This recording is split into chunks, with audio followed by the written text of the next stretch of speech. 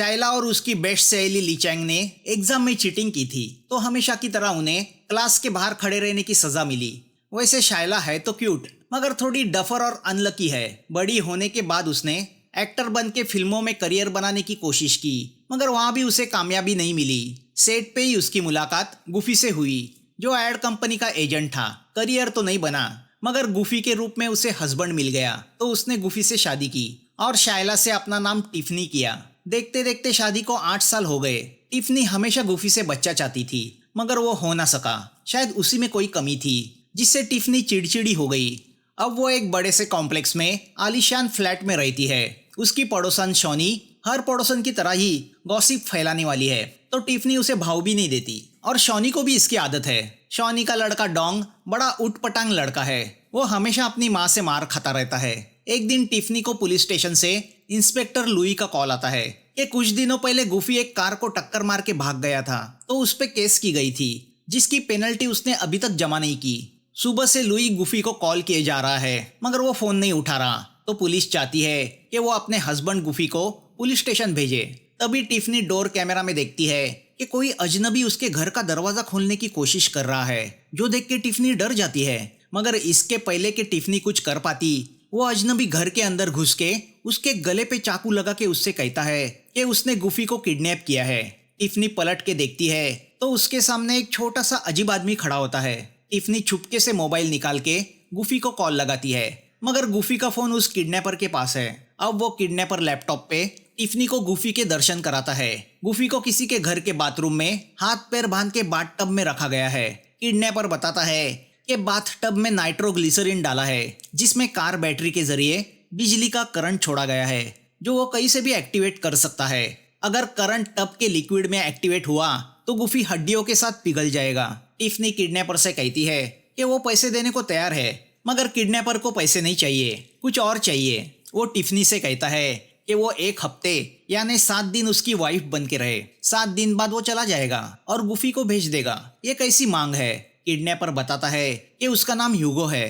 तो अब रात को ह्यूगो अपना सामान लेके वापस लौटता है, क्योंकि अब अगले 7 दिन उसे टिफनी के साथ वहीं पे रहना है। वो अपने हिसाब से शोपीस लगा के हॉल को सजाता है। रात को मजे से खाना खाते वक्त वो टिफनी से कहता है कि गुफी ने मुझसे कहा था तुम पोर्क की डिश बड़ी बकवास बनाती हो। टिफनी गुस्से से उससे पूछती है फिर तुम क्यों खा रहे हो? ह्यूगो कहता है तुम्हारा हस्बैंड जो बना हूँ, तो अब गुफी की तरह मुझे भी ये सब कुछ सहना होगा। सोने के वक्त टिफनी डरी हुई है कि अब ये नया हस्बैंड न जाने क्या डिमांड करेगा, मगर ह्यूगो उसे अलग कमरे में सोने कहता है। जाने के पहले वो टिफनी से कहता है कम से कम गुड नाइट किस तो दो। डर के मारे टिफनी वो दे नहीं पाती। ह्यूगो उससे कहता है तुम बुरी एक्टर हो, ठीक तरह से किस भी नहीं करने आता, जिससे टिफनी डिप्रेस होती है। दूसरे दिन सुबह टिफनी उठती है तो देखती है ह्यूगो कहीं चला गया है, तो वो कार से भागने जाती है, मगर ह्यूगो उसे पकड़ लेता है। वो उसे कार तेज चलाने कहता है, तो डरी हुई टिफनी कार को ठोकते ठोकते बच जाती है। ह्यूगो उससे कहता है तुम्हें तो कार भी नहीं चलानी आती। अब दोनों घर लौटते हैं, तो लिफ्ट में उनकी मुलाकात शॉनी और डोंग से होती है। दोनों को साथ देख के शॉनी को शक होता है कि जरूर ये टिफनी का बॉयफ्रेंड है और गुफी की गैर मौजूदगी में वो इसे अपने घर ले आई है। मगर ह्यूगो उससे कहता है कि वो टिफनी का मुंह भोला भाई है। फिर भी शरारती डोंग पहचान जाता है कि वो झूठ बोल रहा है। रात को ह्यूगो टिफनी से कहता है कि वो उसे गुफी की आदतों के बारे में बताए, ताकि वो गुफी की तरह हस्बैंड बन सके। टिफनी उससे कहती है कि गुफी उसकी 95% सैलरी उसके हाथ में देता है, जो $30,000 है।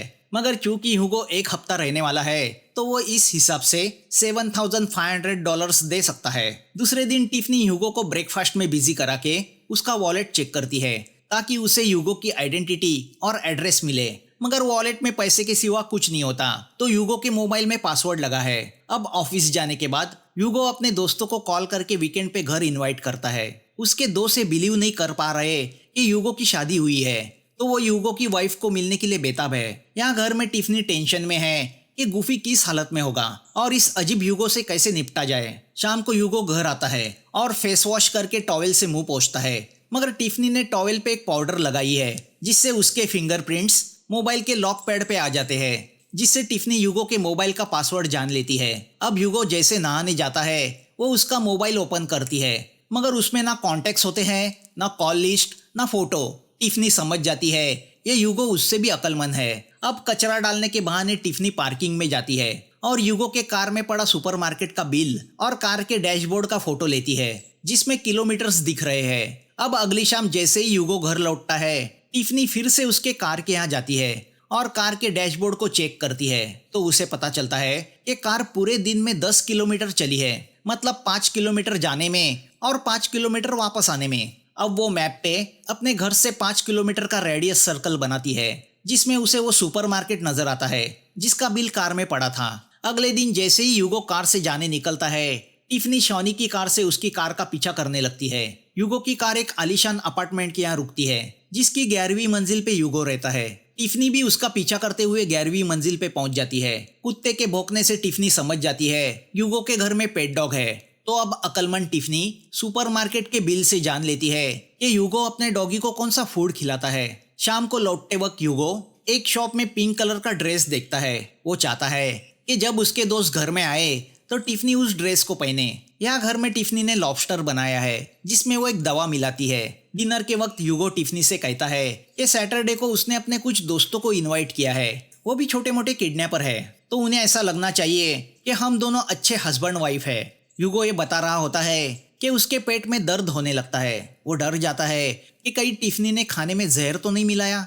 टिफनी उससे कहती है जो तुम खा रहे हो वही मैं खा रही हूँ। यूगो उसे अपना लॉबस्टर देके खाने कहता है तो टिफनी उसे खा जाती है। यूगो टिफनी को मेडिकल शॉप में जाके मेडिसिन लाने बोलता है। टिफनी ने सचमुच खाने में वॉमिटिंग की दवा मिलाई थी जो अब उसके भी पेट में जा चुकी है, मगर टिफनी ने ऑलरेडी प्लानिंग की है तो वो कार की डिक्की में रखी मेडिसिन निकाल के खाती है।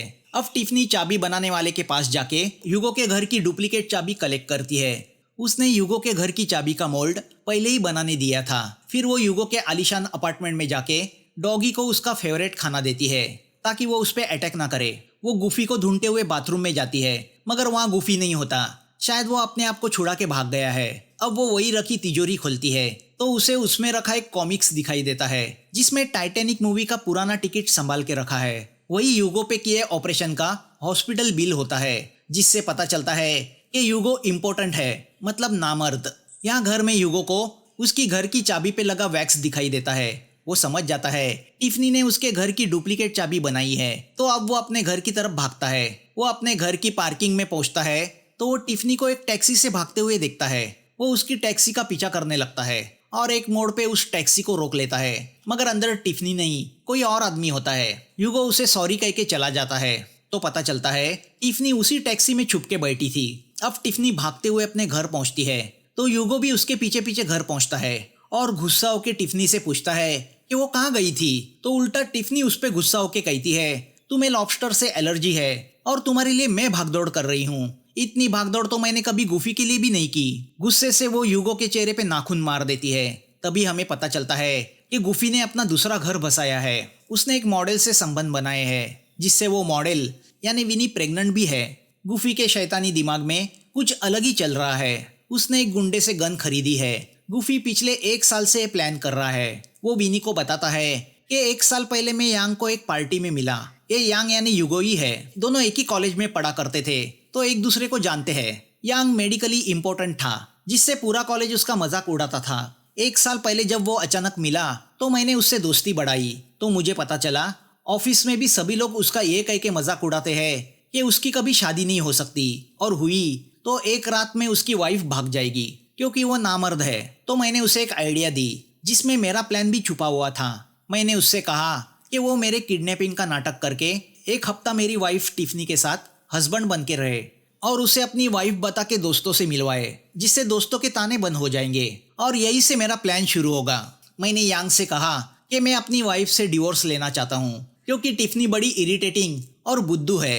वो कोई भी काम ठीक तरह से नहीं करती। हफ्ते के 7 दिन वो पोर्क और लॉबस्टर बनाती रहती है। वो मेरी बातों में आ गया। वो 7 दिन टिफनी के साथ हस्बैंड बन के रहने को तैयार हुआ। 7वें दिन मैंने उन दोनों का मर्डर करने का प्लान बनाया है। मर्डर ऐसा होगा मानो लगे दोनों ने एक दूसरे का खून किया है। टिफनी की मौत के बाद उसके इंश्योरेंस के पैसे मुझे मिल जाएंगे और कर्जे से मेरा छुटकारा होगा। अब सैटरडे आता है। यूगो टिफनी को उसने स्पेशली खरीदा हुआ पिंक ड्रेस देता है ताकि दोस्तों के सामने उसकी वाइफ का इंप्रेशन अच्छा पड़े। यूगो उससे कहता है कल मैं तुम्हारे हस्बैंड को छोड़ दूंगा और फिर हमारे रास्ते अलग हो जाएंगे। अब यूगो के ऑफिस के दोस्त आते हैं। यूगो ने पहले ही अपने दोस्तों को बता के रखा है कि उसकी वाइफ थोड़ी सनकी है, अगर कोई गड़बड़ी हुई तो माफ करे। अब टिफनी ड्रिंक्स लेके आती है। उसने पिंक तो नहीं मगर दूसरा काफी ग्लैमरस ड्रेस पहना है। यूगो की वाइफ इतनी ब्यूटीफुल है, ये देख के चारों दोस्त शॉक होते हैं। मगर तभी एक दोस्त पहचान जाता है कि टिफनी का असली नाम शाइला है, जो एक्टर रह चुकी है। वो सुन के यूगो गड़बड़ा जाता है कि उसका पोल ना खुले। तभी टिफनी को उसकी माँ का फोन आता है कि टिफनी के डैडी उसके घर आ रहे हैं तो उन्हें संभाले। टिफनी के डैडी को मेमोरी का प्रॉब्लम है। उसी वक्त और एक मुसीबत दरवाजे पे आके खड़ी हो जाती है। इंस्पेक्टर लुई, जिसे गुफी से एक्सीडेंट का फाइन वसूल करना है। उसने ठान ली है कि वो आज फाइन वसूल करके ही जाएगा। यूगो उसे दरवाजे के बाहर ही खड़ा कर देता है कि तभी टिफनी के डैडी आ जाते हैं, जो अपने जमाई को यानी गुफी को अच्छी तरह पहचानते हैं। तो उनसे बचने के लिए यूगो चुपके से घर के बाहर निकल जाता है। टिफनी अपने डैडी को यूगो के दोस्तों से ये कह के मिलाती है कि वो उसके हस्बैंड के दोस्त है। यहाँ बाहर लुई यूगो को परेशान करता है तो उसे अंदर आना पड़ता है। टिफनी यूगो से कहती है, देखो तुम्हारे ससुर जी आए हैं। डैडी इस सोच में पड़ जाते हैं कि पिछली बार मैंने किसी और आदमी को अपने जमाई के रूप में देखा था, मगर बाद में वो सोचते हैं कि शायद ये उनकी मेमोरी का प्रॉब्लम है। तो अब वो यूगो को अपना जमाई समझने लगते हैं और उसे पसंद भी करने लगते हैं। तभी टिफनी की माँ भी वहाँ पहुँच जाती है और अपने हस्बैंड और किसी अनजान आदमी को एक दूसरे की बाहों में देख के कुछ अलग ही समझ बैठती है। वो गुस्से से वहाँ से चली जाती है। तो ये सब ड्रामा देख के यूगो के दोस्त भी यही समझते हैं कि सिर्फ टिफनी नहीं, ये पूरी फैमिली पागल है। तो वो भी वहाँ से खिसक लेते हैं। अब जैसे ही यूगो जाने निकलता है, लुई उसे पकड़ लेता है। यूगो उससे कहता है कि गुफी तो भाग गया, तुमने देखा नहीं, जाओ उसे पकड़ो। लुई समझ नहीं पाता इस भीड़ में असली गुफी कौन था। जाते हुए डैडी टिफनी से कहते हैं कि उन्हें उनका जमाई पसंद आया तो वो उसे कभी ना छोड़े। मगर टिफनी जानती है उसके डैडी को मेमोरी का प्रॉब्लम है, तो वो उनकी बातों को सीरियसली नहीं लेती। यूगो का काम हो गया था तो वो जाने के लिए अपना सामान पैक करने लगता है। टिफनी उससे कहती है, तुमने कहा था तुम्हारा काम होने के बाद तुम मेरे हस्बैंड को छोड़ दोगे। यूगो उससे कहता है वो किडनैपिंग फेक थी, सच्चाई बताऊंगा तो तुम विश्वास नहीं करोगी। तो अब यूगो अपनी स्टोरी बताता है। जब मैं स्कूल में था तब मुझे एक लड़की बहुत पसंद थी। एक बार उसने एग्जाम में चीटिंग की तो टीचर ने उसकी सहेली के साथ उसे क्लास के बाहर खड़ा किया। तो मैंने भी जानबूझ के शरारत की ताकि मुझे भी सजा की तौर पे बाहर खड़ा किया जाए। कॉरिडोर में खड़ा होकर मैं बस उसे देखना चाहता था। मुझ में इतनी हिम्मत नहीं थी कि अपने दिल की बात मैं उससे कहूँ, मगर उसकी दोस्त बड़ी बिंदास थी तो उसके जरिए मैं सब मालूम कर लेता था। स्कूल के आखिरी साल में मैंने ठान ली कि मैं उसे मूवी दिखाने ले जाऊंगा। तो मैंने टाइटैनिक मूवी की टिकट निकाल के उसके दोस्त के जरिए उसके पास भेजी। वो तो नहीं आई, मगर उसकी वो दोस्त आ गई। उसकी दोस्त का यही कहना था कि वो लड़की मुझे पसंद नहीं करती। मैं पूरी मूवी रोता रहा। आखिर हिम्मत जुटा के मैं उससे पूछने गया कि वो मुझे क्यों पसंद नहीं करती, मगर मुझे देखते ही वो गुस्सा हुई। बाद में मुझे पता चला कि ये सब उसकी सहेली का गेम था। उसने उस लड़की से झूठ कहा कि मैं उसकी सहेली के साथ सोता हूँ, जिससे वो एक बार प्रेग्नेंट भी रह चुकी है। यह अफवाह उस सहेली के घर तक गई तो उसका बाप मुझे मारने दौड़ा। उससे बचने के लिए मैं एक कंस्ट्रक्शन साइट पे गया जहाँ मेरा एक्सीडेंट हुआ। एक लोखंड की सलिया मेरे पेट में घुस गई, जिससे मेरे टेस्टिकल में प्रॉब्लम हुआ। टिफनी यूगो से पूछती है, तुम्हारा असली नाम यूगो नहीं है ना? तुम यांग हो ना? क्योंकि वो लड़की जिसे तुम प्यार करते थे वो मैं हूँ, मैं ही शाइला हूँ। यूगो को ये सब पहले से पता था। वो तो बस अपने पुराने प्यार के साथ कुछ पल बिताना चाहता था। झूठा ही सही, 7 दिन उसका हस्बैंड बनना चाहता था। अब यूगो टिफनी से पूछता है, क्या तुम गुफी के साथ खुश हो? क्योंकि तुम्हें उसे समझने की जरूरत है। टिफनी कहती है, हाँ मैं खुश हूँ। तभी बिल्डिंग के नीचे कोई कुरियर वाला आता है तो टिफनी पार्सल लेने जाती है। उसी वक्त गुफी घर में आता है। वो यूगो से कहता है, मैं तुम्हें मारने आया हूँ। वो जैसे ही गन निकालता है, यूगो वही पड़ा चाकू उठा के उसकी बाजू में घुसा देता है। तभी टिफनी वहाँ आती है। मौका देख के गुफी झटके से गन यूगो के हाथ में थमा देता है, जिससे टिफनी को गलतफहमी होती है कि यूगो गुफी को मारने की कोशिश कर रहा था। बेचारा यूगो सफाई दे नहीं पाता। टिफनी गुफी को बचाने बीच में आती है। वो देख के यूगो दुखी होता है और वहाँ से चला जाता है। पुलिस तहकीकात करती है तो पता चलता है यूगो उसके घर से डॉगी को लेके भाग गया है। अपने प्लान में फेल होने का गुस्सा गुफी यूगो पे निकालता है। वो उससे कहता है, तुम बेवकूफ़ हो और बेवकूफ़ी रहोगे। तुम्हारे खिलाफ किडनैपिंग और अटेम्प्ट टू मर्डर की कंप्लेंट दर्ज की गई है। अब भागने के सिवा तुम्हारे पास कोई रास्ता नहीं। यहाँ टिफनी पुलिस को बयान देती है कि यूगो 1 हफ्ता उसके साथ रहा, मगर उसने उसे छुआ तक नहीं। रात को ह्यूगो टिफनी को मैसेज करके सॉरी कहता है और उसे वार्न करता है कि वो उसके हस्बैंड से बच के रहे। अगले दिन गुफी के जाने के बाद टिफनी उस नंबर पे कॉल करती है, मगर वो नंबर सर्विस में नहीं होता। अब वो गुफी के कॉलेज का फोटो एल्बम देखती है तो उसे उसमें गुफी के साथ ह्यूगो दिखाई देता है। मतलब गुफी ह्यूगो को अच्छी तरह से जानता था और ये बात उसने टिफनी से छुपा के रखी। या लोन शार्क वाला गुफी को धमकी देता है कि अगर उसे 4 दिन में 3 मिलियन नहीं मिले तो वो उसे मार देगा। दूसरी ओर विनी भी उसके पीछे पड़ी है कि वो जल्दी से टिफनी का मैटर खत्म करके उससे शादी करे। यहाँ टिफनी गुफी पे नजर रखती है तो उसे पता चलता है कि गुफी का विनी के साथ चक्कर चल रहा है और वो गुफी से प्रेग्नेंट भी है, जिससे वो बहुत दुखी होती है। जो उससे सच्चा प्यार करता था वो उसका प्यार समझ नहीं पाई थी और जिससे शादी कर बैठी थी वो उसे वाइफ नहीं एक नौकरानी समझ रहा था। रात को डिनर के लिए टिफनी वही पोर्क बनाती है जिसकी झूठी तारीफ गुफी करता है। तो टिफनी उससे कहती है मैंने पोर्क में पॉइजन मिलाया था। वो सुन के गुफी शॉक होता है। टिफनी कहती है मैं तो मजाक कर रही थी। अब वो उससे पूछती है कि वो ह्यूगो की कैद से कैसे निकला। गुफी बोलता है मैंने तार से हथकड़ी खोली, डॉगी को झांसा दिया और वहां से भाग के सीधा यहाँ आया। टिफनी कहती है तुम्हारे किडनैपिंग के 3 दिन बाद मैं तुम्हें छुड़ाने ह्यूगो के उस घर गई थी, मगर तुम वहां नहीं थे। शायद तुम विनी के साथ थे। तुम्हारे खास दोस्त ने मुझसे कहा है कि मैं तुमसे बच के रहूं। ऐसा उसने क्यों कहा? तुमने विनी को 1 साल में प्रेग्नेंट किया, मगर मुझे 8 साल में प्रेग्नेंट नहीं कर सके क्योंकि तुम इतने साल छुपके से मुझे कॉन्ट्रासेप्टिव पिल्स खिलाते रहे। इतनी क्यों मुझसे नफरत करते हो? गुफी कहता है मैं नहीं चाहता मेरा बच्चा तुम्हारी तरह डफर और बुद्धू हो। अब वो टिफनी का गला दबाते हुए उससे कहता है मैंने तुम्हें इसलिए बर्दाश्त किया ताकि आगे जाके तुम मेरे काम आ सको। तुम्हारे इंश्योरेंस के पैसे मेरा बिजनेस बचा सकते हैं। अब वो जैसे ही टिफनी को मारने चाकू उठाता है डोरबेल बजती है। बाहर इंस्पेक्टर लुई होता है। टिफनी झूठ बोलती है कि मैंने ही उसे बुलाया है। तुम मुझे मारोगे तो जिंदगी भर जेल में सड़ोगे। तो डर के मारे गुफी टिफनी को छोड़ देता है। टिफनी गुफी से कहती है मैंने मेरी जवानी तुम्हें दी, अब मैं तुम्हें डिवोर्स दे रही हूँ। वो गुफी का घर छोड़ के जाती है तो लुई अंदर आके गुफी से अपना फाइन वसूल करता है। तो बाहर टिफनी अपनी आज़ादी सेलिब्रेट करती है। 4 साल गुजरते हैं। ह्यूगो एक कंस्ट्रक्शन साइट पे वर्कर का काम कर रहा है। एक दिन वो सुपरमार्केट से डॉग फूड लेके काउंटर पे आता है तो काउंटर पे टिफनी को खड़ा पाता है। टिफनी उसे बताती है तुम्हें खोजने के लिए मैंने शहर भर के सुपरमार्केट में जॉब किया। मैं जानती थी डॉग फूड लेने तुम एक दिन जरूर आओगे। गुफी को बिजनेस में फ्रॉड और गन रखने के जुर्म में जेल हो गई है। टिफनी ह्यूगो से कहती है इंजीनियर होने के बावजूद अब तुम्हें वर्कर का मामूली काम करने की जरूरत नहीं। तुम्हारा केस क्लोज हो चुका है। मैं तुम्हारे साथ टाइटैनिक देखना चाहती हूँ। टिफनी ने ह्यूगो का फ्लैट खरीदा है। अब टिफनी ह्यूगो को प्रपोज करती है तो ह्यूगो की आंखों से आंसू बहने लगते हैं। दोनों शादी करते हैं।